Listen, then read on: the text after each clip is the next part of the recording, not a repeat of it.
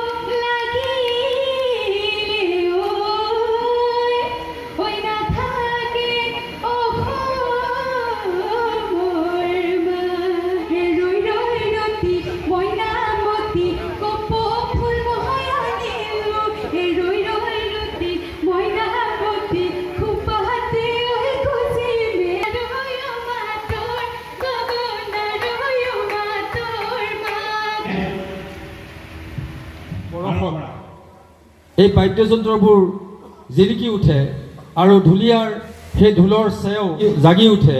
সেই বাদ্যযন্ত্ৰবোৰ প্ৰস্তুত কৰাৰ ক্ষেত্ৰত সেই শিল্পীসকল সদায় বেকফুটত থাকি যায়, তেখেতসকল পোহৰলৈ নাহে। গতিকে আমি আজি সেই তেনেকুৱা তিনিজন ব্যক্তিক আমি আজি এই উদযাপনস্থলীত আমি সম্বৰ্ধনা জনাবলৈ বিচাৰিছোঁ, যিসকলে বিহুৰ বাদ্যযন্ত্ৰখিনি প্ৰস্তুত নকৰিলেহেঁতেন, সেইখিনি শিল্পৰ লগত তেওঁলোকে যদি জড়িত নহ'লহেঁতেন, একান্ত মানে আন্তৰিকতাৰে যদি তেওঁলোকে জড়িত নহ'লহেঁতেন, তেতিয়া আমি এই বিহু উৎসৱ উদযাপন কৰাৰ ক্ষেত্ৰত আমাৰ বহুতো জটিলতা আহিলেহেঁতেন। গতিকে আমি সেইসকল ব্যক্তিক আজি আমি আপোনালোকৰ আগত চিনাকি কৰি দিব বিচাৰিছোঁ। তিনিজন ব্যক্তিক আমি নিৰ্বাচিত কৰিছিলোঁ, তাৰে এজন আমাৰ সকলোৰে পৰিচিত তিতাবৰ বগাৰগাঁৱৰ নিবাসী ৰেৱকান্ত দাস। তেখেতে আজি বহুত বছৰ, আপোনালোকে জানে যে তিতাবৰত এসময়ত বগাৰগাঁৱৰ হুঁচৰি দল বুলি ক'লে এটা বৃহৎ হুঁচৰি দল আছিল, যি হুঁচৰি দলে গোটেই অসম কঁপাই তুলিছিল। সেই হুঁচৰি দলৰ এজন মুখ্য ব্যক্তি ৰেৱকান্ত দাস আৰু মাননীয় সভাপতি মহোদয়ক এখনি ফুলাম গামোচাৰে তেখেতক সম্ভাষণ জনাবৰ বাবে মই অনুৰোধ জনাইছোঁ।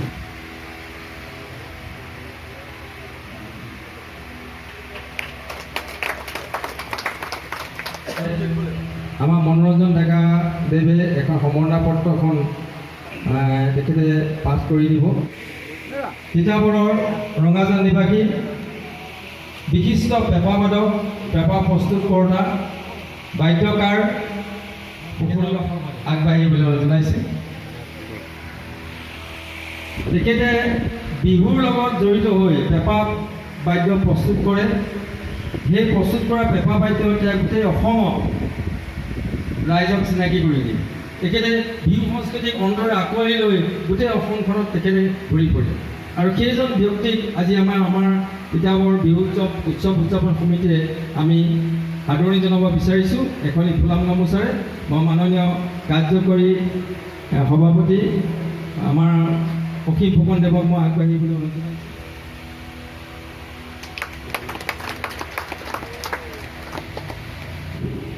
সংস্কৃতিৰ ভৰপূৰ পথাৰত শলাবন্তি জ্বলাবৰ মহামন্ত্ৰ জপি লোক সংস্কৃতি বিপাকক পিয়লা ভৰাই উদ্বুদ্ধ কৰাৰ বাবে সংস্কৃতিৰ বৰপেৰাৰ পুৰাতন বাদ্য ভাণ্ডাৰৰ নমুনা কৰ্ষণ কৰি কৃষক সাধনাৰ সাংস্কৃতিক যাত্ৰাত সুৰীয়া দুগ্ধপানেৰে মুগ্ধ কৰি অমলিন অনিৰুদ্ধ জীৱন যাপনৰ সুবিধা কৰি দিয়া আপুনি একোগছি অগ্নিশিখা।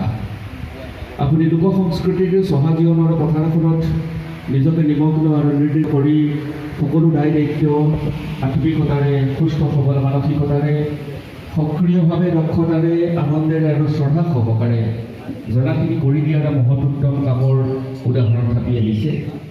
সন্দেহাতীতভাৱে নিষ্ঠা সহকাৰে হাতে কামে কৰি বিলাই অহা কৰ্মযজ্ঞৰ পোহৰে সাংস্কৃতিক জননীতিৰ বিকাশ হৈছে। এনেহেন মহাপুণ্যাত্মাৰ দুৰন্ত সাহসৰ সুবাসে আমাক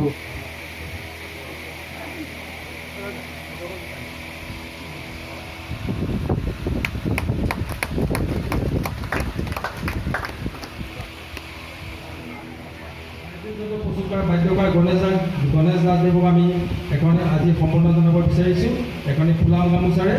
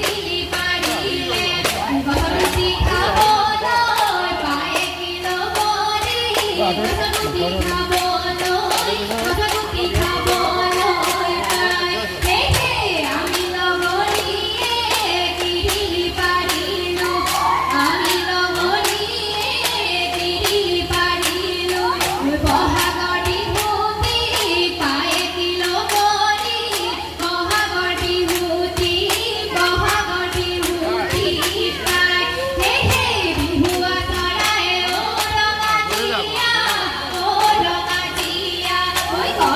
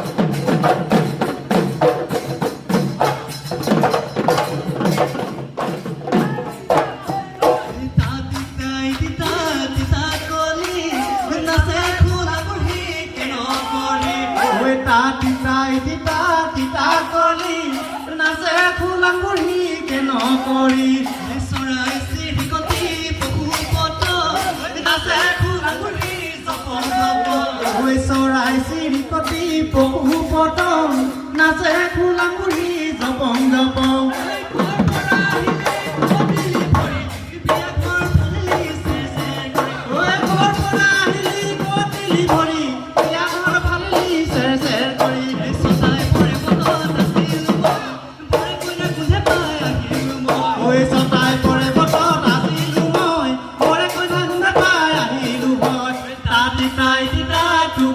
পইচা আৰু দিব গামোচা